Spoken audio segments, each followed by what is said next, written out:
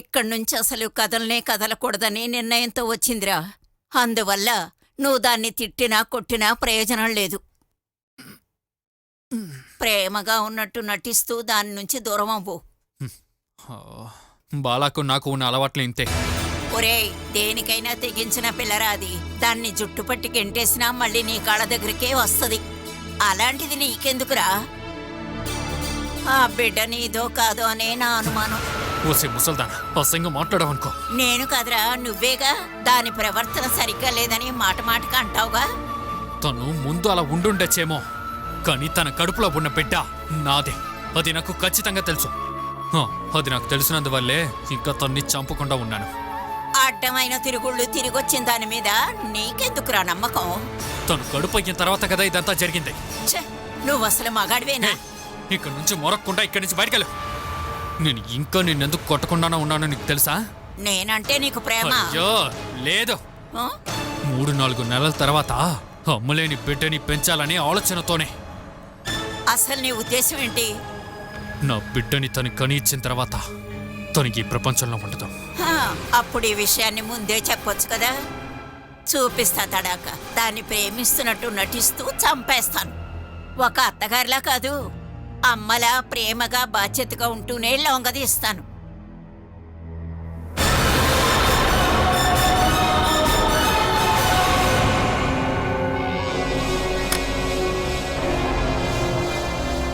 మనం బలివ్వబోయే పశువుకి కాస్త ఆహారం ఎక్కువగానే ఇవ్వచ్చురా.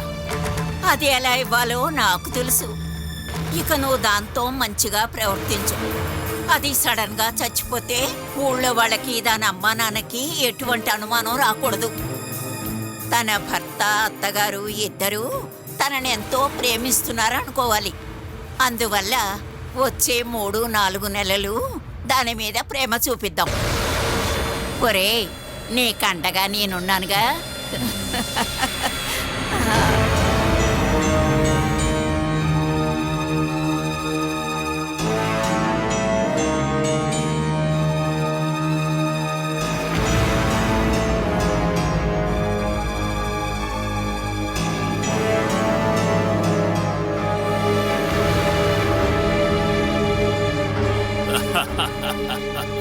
ఒకే దెబ్బకి 2 పక్షులు అన్నట్టుగా చేశావు. నలుగురు చేస్తారు కదా. చమేలి ఇంకా వాడి కొడుకు విషయంలో కొంచెం నమ్మకం ఉంది. ఇంకా సూరజ్, వాడు తప్పించుకున్నా కూడా లేచి నడటానికి చాలా టైం పడుతుంది. వాణ్ణి వదిలేరా. ఇక మీదట మన దారికి వాడు అడ్డు రానే రాడు. అంతేకాకుండా వాడికి అప్పుడే కంపెనీ విషయాల్లో ఆసక్తి లేదు. ఒకవేళ విచారణంటూ ఏదైనా వస్తే వాడి గురించి అప్పుడు ఆలోచిద్దాంలే. అదెందుకు? చమేలిని, తన కొడుకుని కావాలనే హత్య చేయడానికి ప్రయత్నించాడని తన మీద నింద వేద్దాం. అదేలా? లారీ కారుని గుద్దేది అందరు చూసుంటారుగా. అది కావాలనే ప్లాన్ చేశాడని మనం నిరూపిద్దాం. కానీ వాళ్ళని చంపటం వల్ల వాడికి ఏంటి లాభం అని పోలీసులు అడిగితే? చాలా రోజులుగా వాళ్ళ మధ్య గొడవ జరుగుతోంది. అది మీరా అనే ఒక అమ్మాయి కోసం. తనను పెళ్లి చేసుకోవడానికి సూరజ్కి తన భార్య, కొడుకు అడ్డుగా ఉన్నారు. అందుకని అతను క్రియేట్ చేసిన ఒక యాక్సిడెంటే ఇది. ఎలా ఉంది? మీరు అదర్ కొట్టేశారు. వయసైనా కూడా సింహం సింహమే. అది సరే, ఇప్పుడు తర్వాత ప్లాన్ ఏంటి? మనం ఫుల్గా సెలబ్రేషన్ చేయాలి కదా. అది తను చచ్చిందని న్యూస్ రాగానే సెలబ్రేట్ చేసుకుందాం. ఇప్పుడు నువ్వేం చేస్తావంటే కంపెనీకి వెళ్ళి స్టాఫ్కి 3 రోజులు సెలవు ఇచ్చేయి. అదేంటన్నా 3 రోజులు చాలా? ఇప్పటికది చాలు. అవసరమైతే ఓ వారం పాటు కంపెనీని లాక్ చేసి శ్రద్ధాంజలి ఘటిద్దాం.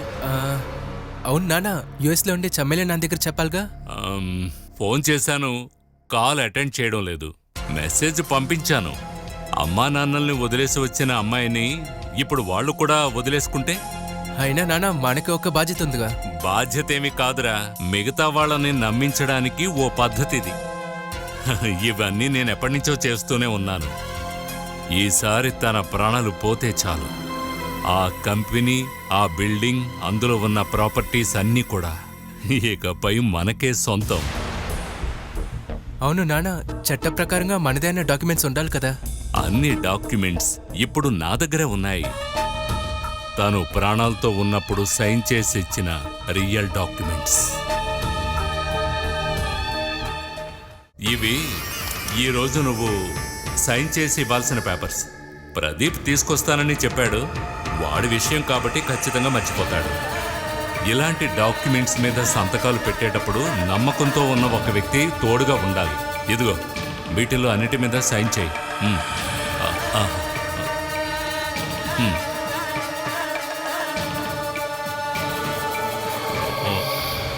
ఇదిగో ఇక్కడ.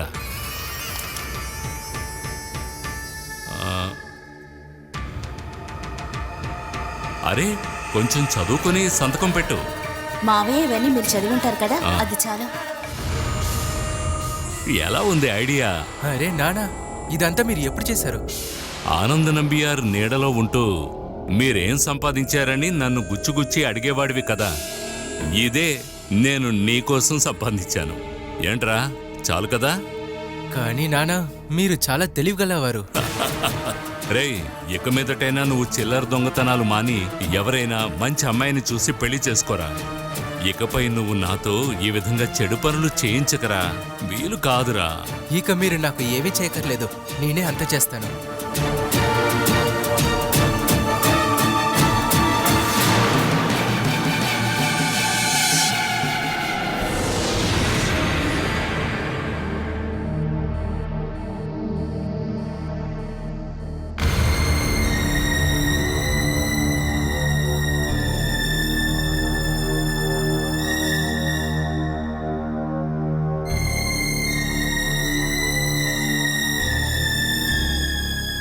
ఏమైంది? ఆపరేషన్ ఇంకా పూర్తవలేదు.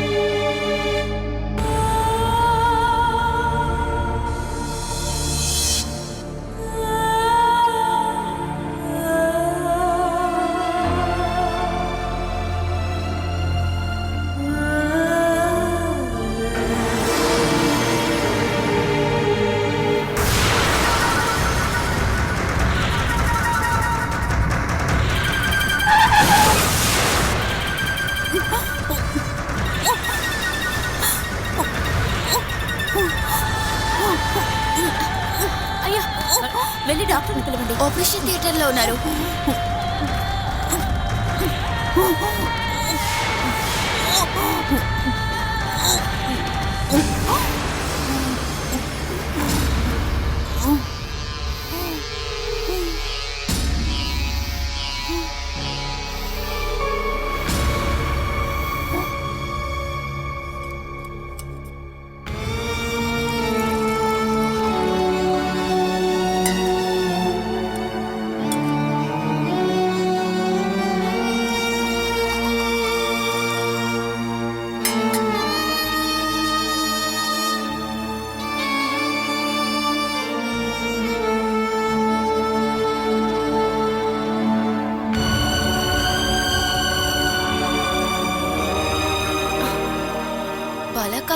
అత్తయ్య అయిన వేణుబావ మీకు వ్యతిరేకంగా ఏదో ఒక పెద్ద ప్లాన్ వేస్తున్నారు.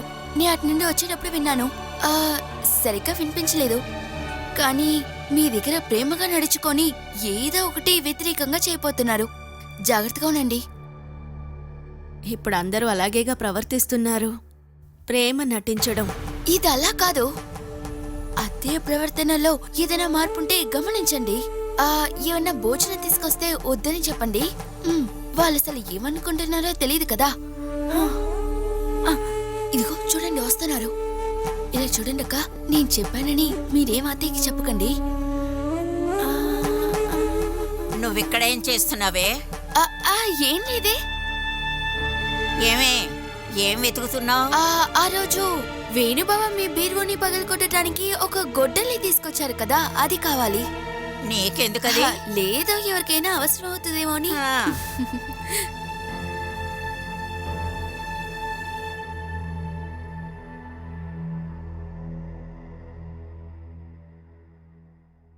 ఎన్నోసార్లు అనుకుని ఉంటావు ఇలాంటి గయ్యాళ్ళ అత్తగారు నాకు దాపరించిందేమిట్రా అని. డ్రామాలు తిరునాళ్ళు అంటూ ఊళ్ళు పట్టుకు తిరిగే బాధ్యత లేని ఒక మొగుడు, ఇంట్లో కూర్చొని ముప్పూట మెక్కే దున్నపోతులు ముగ్గురు. వాళ్ళని మేపడానికి మగాళ్ళ ఇన్నాళ్ళు కష్టపడింది నిజమే. ఆ తర్వాత నా అలవాట్లు పూర్తిగా మారాయి. నీ మీద నాకు ప్రేమ లేకపోలేదు, కానీ ఎలా ప్రేమ చూపించాలో తెలియలేదు. మీరు ఒక మగాడ్లాగా జీవిస్తూ ఉన్నారు, మగాడు కాదుగా. ముగ్గురు పిల్లల్ని మీరు ప్రసవించారు కదా, అయినా గర్భిణీ స్త్రీ పరిస్థితి ఏమిటో, వాళ్ళకి ఎన్నెన్ని ఇబ్బందులు ఉంటాయనేవి మీకు తెలీదు కదా. కొద్ది రోజుల క్రితం ఆ చెట్టు కింద ఒక కుక్క ప్రసవించింది. అప్పుడు ఒక పాత ప్లేట్లో మీరు దానికి అన్నం పెట్టడం నేను చూశాను. నేను మీ కొడుకు భార్యని. ఇప్పుడు నా కడుపున ఉన్నది మీ మనవడో మనవరాలో. అయినా మీరెవ్వరూ కూడా కుక్క మీద చూపించిన జాలిని కూడా నా మీద చూపించలేదు. నువ్వన్నదే నిజం. ఈ కుటుంబ వారసుడు నీ కడుపులో పెరుగుతున్నాడు. అది ఆలోచించకుండా నిన్నెంతో కష్టపెట్టాను. ఇంత ఓర్పు సహనం నీలో ఉంటాయని ఊహించలేకపోయాను. అందువల్ల నీ చేసిన తప్పు క్షమించు. నేను నా ముగ్గురు పిల్లల్ని ప్రేమగా చూసుకున్నాను. వాళ్ళ ద్వారా ఈ ఇంటికి ముగ్గురు కోడళ్ళు వచ్చారు. వాళ్ళని నేను ప్రేమించలేకపోయాను. చూడు, దాన్ని మార్చుకుంటాను. ఈ రోజు నుంచి నా కూతురివి నువ్వు. ఇది నీకోసం కాచిన సూపు. నువ్వు దీన్ని తాగి ఇక ఇక్కడ ఉండడం మానేసి ఇంట్లోకి రా. ఇదిగో తాగు. మీరెప్పటినుంచి అత్తయ్య కొడుక్కి బ్రోకర్ అయ్యారు? ఏ మంత్రమైనా వేసి నన్ను ఇంట్లోకి రప్పించమని మీ అబ్బాయి అడిగాడా? చూడ్డానికి కుక్కలా ఉన్నా నక్కని ఎవరు ఇంట్లో పెంచుకోరు. కారణం, దాని మనసులో ఎప్పుడూ రక్తవెరి ఉంటుంది. అటువంటి వారే మీరు. నాకు తెచ్చిన ఈ సూపులో నా బిడ్డకి హాని చేసే విషయం లేదని నేనెలా తెలుసుకోవడం? ఏమే, నేనంత రాక్షసుని అనుకుంటున్నావా? నీకు నమ్మకం లేదంటే ఇదిగో నేనే తాగుతాను. చూసావు కదా? శాంపుల్ బాగానే ఉంటుంది. దీన్ని నేను నమ్మితే మీరు ఇంకో గ్లాస్ తీసుకొస్తారు. మిమ్మల్ని అనడం లేదు. ఆ కిచెన్ నుంచి ఏది తీసుకొచ్చినా నాకు వద్దు. ఇక్కడ ఏదో ఒకటి వండుకొని నేను బతికేస్తాను. నిన్ను ప్రేమగా చూద్దాం అనుకున్నాను, నమ్మావుగా. మీ ప్రేమేమిటో మీ కొడుకు ప్రేమేమిటో నాకివన్నీ బాగా తెలుసు. దయచేసి మీరు నన్ను ఇబ్బంది పెట్టకండి. ఇది నీకోసం తెచ్చిన సూపు. నువ్వు దీన్ని తాగితేనే ఇక్కడి నుంచి వెళ్తాను. నాకొద్దు. నువ్వు తాగుతావో లేదో నేను చూస్తాను. తాగు, తాగవే, తాగు.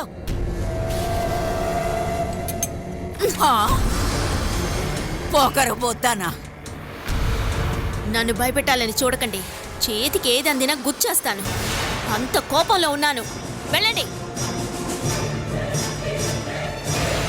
వెళ్ళండి.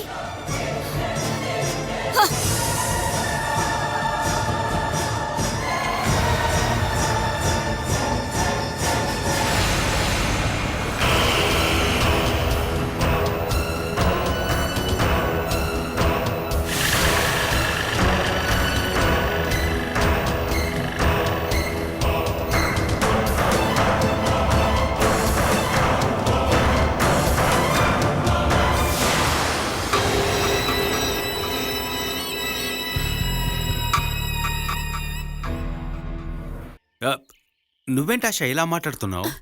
అమ్మ బ్రెయిన్ ఎలాంటిదో నేను చెప్పకుండా మీకే తెలుసు కదా, అందువల్ల చెప్తున్నాను. అత్య బాలాక విషయంలో ఏదైనా ప్లాన్తో వస్తే మీరస్సలు ఒప్పుకోకండి. అవన్నీ నేనెందుకు చూడాలి?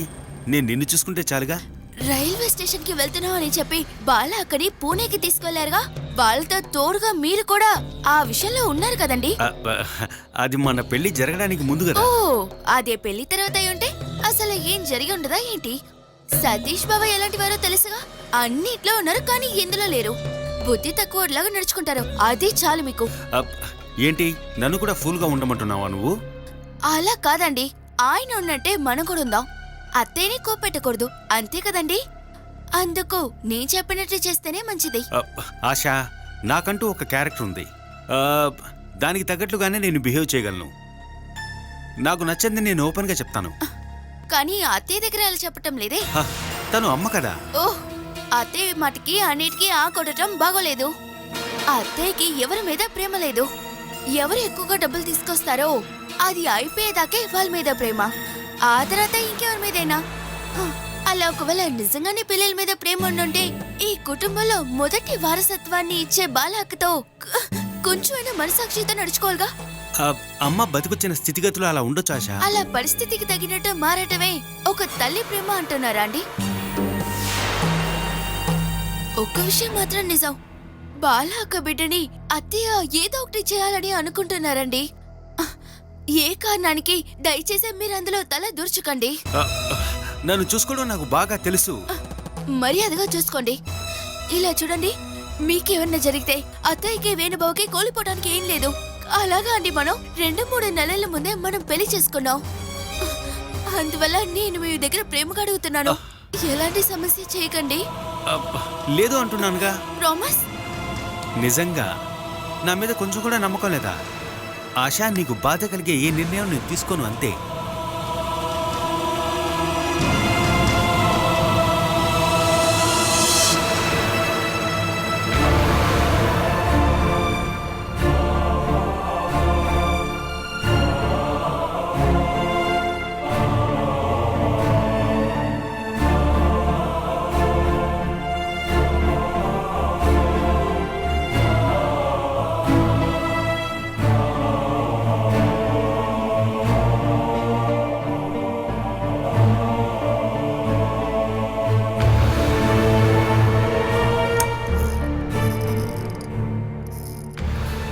డాక్టర్, నేను ముందే చెప్పాను కదా, ఛాన్సెస్ 50% అని. బాబు ప్రాణాలు కాపాడలేకపోయాం, సారీ.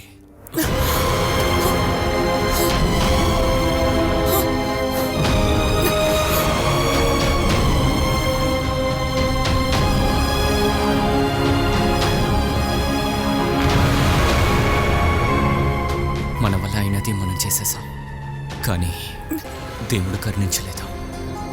నువ్వు బాధపడుకున్నా. ఐసీయూలోకి తీసుకువెళ్ళింది, ఆపరేషన్ అన్న పేరుతో లక్షల్లో తీసుకున్నది. అన్నీ హాస్పిటల్లో చేసే డ్రామా. చనిపోయినాక ఇక్కడికి తీసుకొచ్చారు. ఆ విషయాన్ని దాచిపెట్టి యామార్చారు. కాంపన్సేషన్ కి కేసు పెట్టాలి. Will you please stop?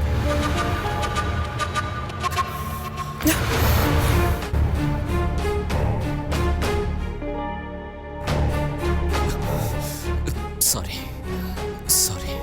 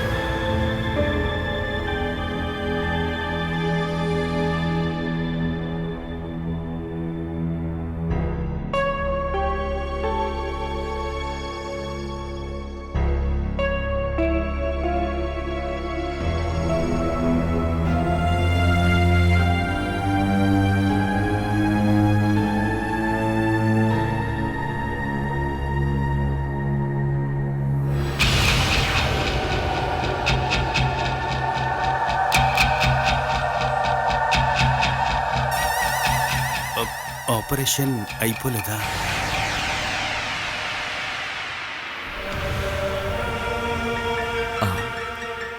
అయిపోయింది.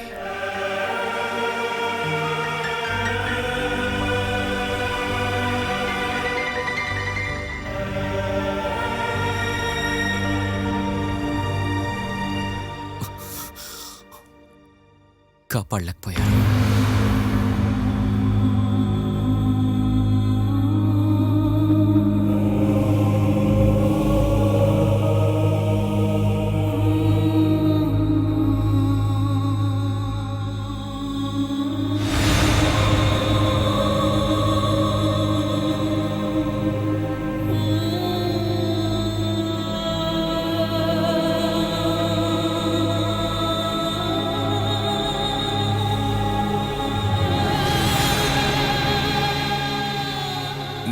తనని ఇష్టపడడం ప్రారంభించాను.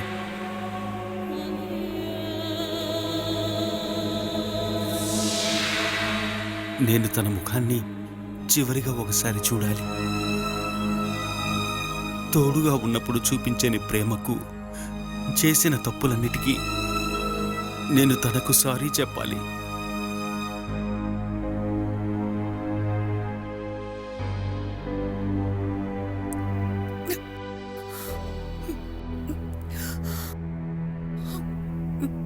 దిగులు పడకండి సూరజన్నయ్య.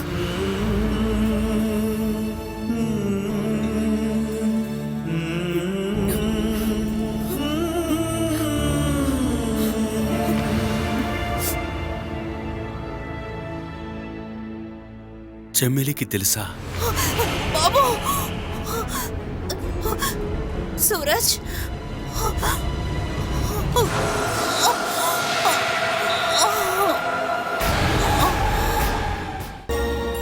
నీకు ఇంకా ఇంటి లోపలికి రావాలని అనిపించలేదేంటి? ఆ? నువ్వు ఇంకా ఎన్ని రోజులకి ఇలా కూర్చుంటావే? ఇదే నా ఇల్లని మీరు అనుకోండి. ఛీ! ఇది నీ ఇల్లేంటే?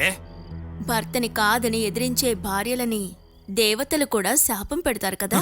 అయితే నీకు తెలుసు. తెలుసు. రోడ్డున పోయేవాణ్ణి ఎవరు భర్త అని అనరు. భర్త అనే వాడికి కొన్ని బాధ్యతలున్నాయి. ఆ బాధ్యతలన్నీ మీకు ఉన్నాయని నాకు అనిపించాలి. అప్పుడొస్తాను రూమ్ లోపలికి. అయితే నువ్వు రావు. నేను రాను. కాస్త కూడా ప్రేమ లేని ఒక మనిషితో ఎందుకు రావాలి? నీ కష్టానికి తాళం, నీ సంతోషానికి తాళం అంతా నా చేతిలో ఉంది. తాళం కప్పపోయాక తాళం మాత్రం ఉండి ఏమిటి ప్రయోజనం? హ, ఈ ప్రపంచంలోనే నువ్వు ఒక్క అమ్మాయి మాత్రం ఉన్నావనుకోకు. చాలా మంది ఉన్నారని నాకు తెలుసు. కానీ మీకోసం ఒకే ఒక బాలసుధ మాత్రమే ఈ ప్రపంచంలో ఉంది.